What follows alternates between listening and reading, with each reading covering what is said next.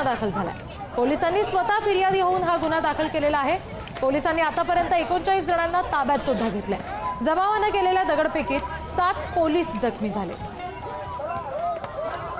महानगरपालिका हद्दीतल्या 450 कोटीचा भ्रष्टाचार आम्हीच बाहेर काढलेला आहे, खड्ड्यांचा, महानगरपालिकेचा। आणि ते प्रकरण आता न्यायालयात गेलं आता 2 दिवसापूर्वी। ते केलं म्हणून किरण काळे यांना अटक केली आमच्या। या सगळ्यावरचं लक्ष उडवण्यासाठी मग अशा दंगली घडवायच्या। बरं, दंगली घडवणारे कोण आहेत?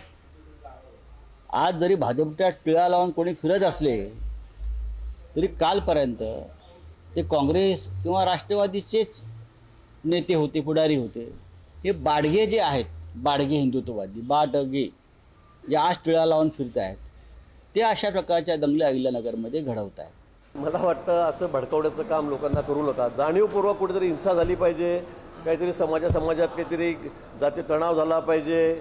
मला वाटतं अशा काही लोकांची मानसिकता आहे आणि म्हणून ते अशा पद्धतीने त्या ठिकाणी स्टेटमेंट करतायत। पण इथे काही फरक पडणार नाही, काडीचा सुद्धा फरक काही पडणार नाही। अहिल्यानगर शहराच्या कोटला परिसरामध्ये काल एक मला वाटते रांगोळी काढताना चुकीच्या पद्धतीनं त्या ठिकाणी रांगोळी काढण्यात आली। संबंधित व्यक्तीवर गुन्हा देखील नोंदविण्यात आला, त्याला अटक देखील करण्यात आली।